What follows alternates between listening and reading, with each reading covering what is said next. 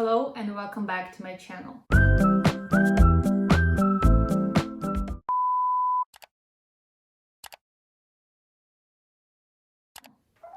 Today I'm going to be sharing with you some tips which I implemented during my GMAt prep. I needed to take GMAt for my master's application.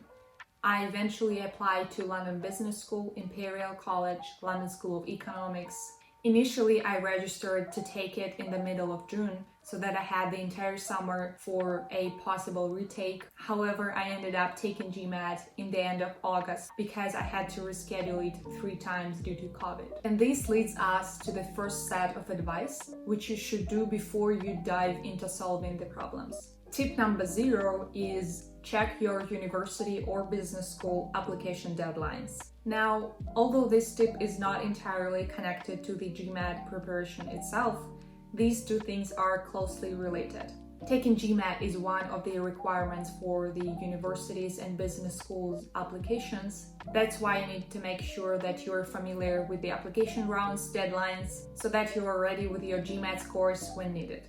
Official GMAt website mba.com says that it takes from 5 to 20 days for your official score report to be sent to your schools, with the note that it usually takes from 5 to 7 days for the most of the scores to be sent.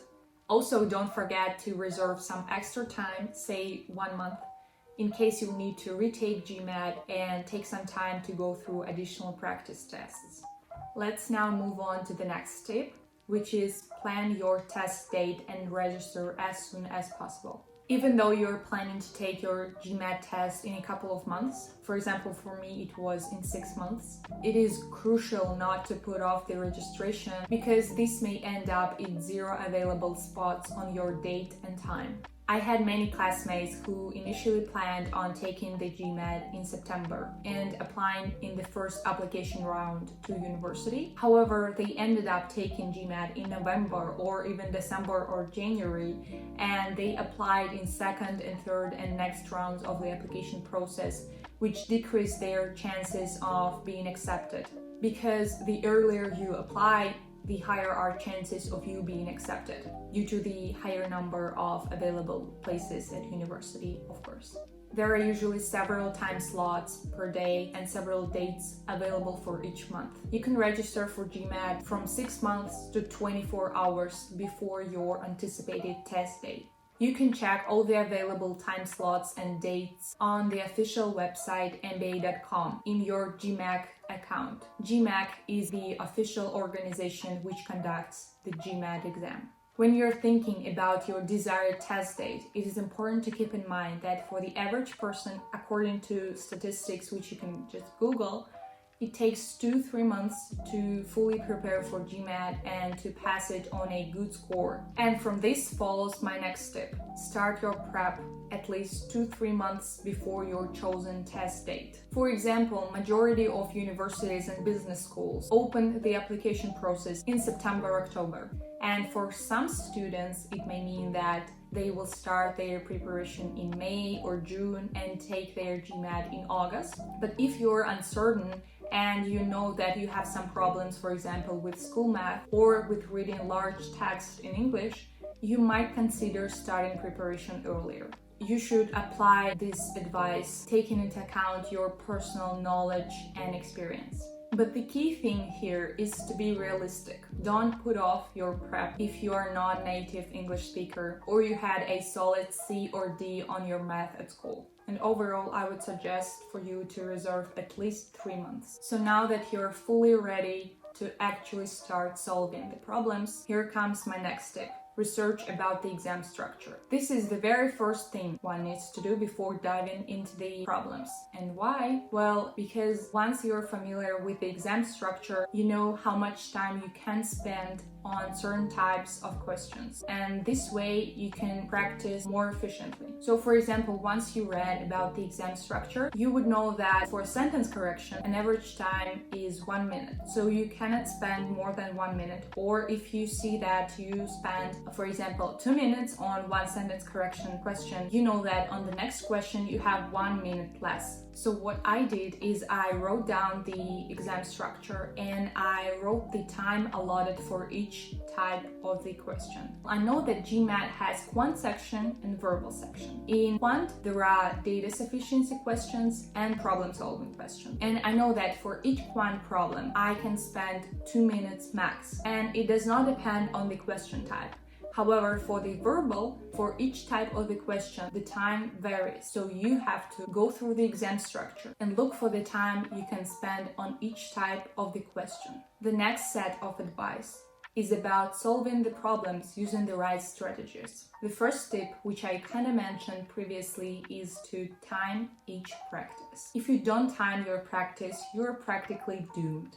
The GMAT exam is all about spending the right amount of time on each type of question. Otherwise, if you end up skipping some questions or worse, just not answering some questions, it will worsen your score dramatically. It's just a fact. You may spend the first week or two practicing without timing, but that's it. Then you must time each practice session. And not just time it, control the time you spend on each question and write down the time left after you solved each question so that you could keep track of whether you're behind the allotted time for each section or no. So be ready to learn by heart the time you can spend on each question type so that your practice could be more efficient, as I've already said.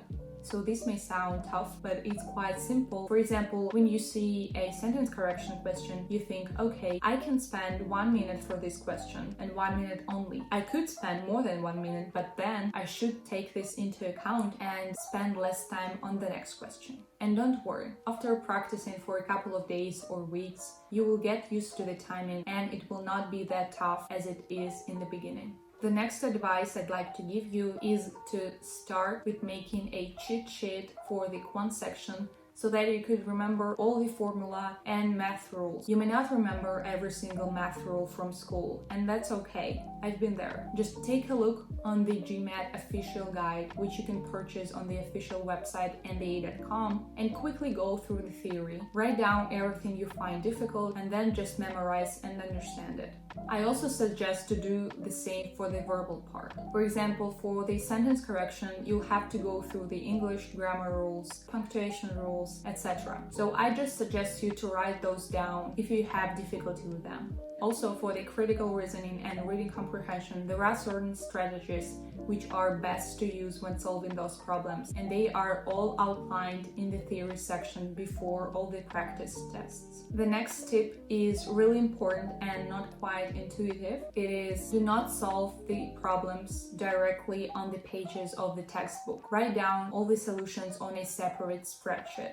Now, why is it important? Well, because on the actual test date, you will be given all the problems on the computer. So you have to look at the computer and then write out all the solutions, all the notes on a separate spreadsheet. So while you're preparing, it is important for you to get used to this, seeing the problems on one thing and solving them on another thing. You can even purchase the special type of the scratch paper which is used on the actual test date. You can just Google GMAT scratch paper purchase and there will be lots of offers on Amazon. You can do that if you're really stressing out and would like to get used to the exact type of the scratch paper which is used on the test date.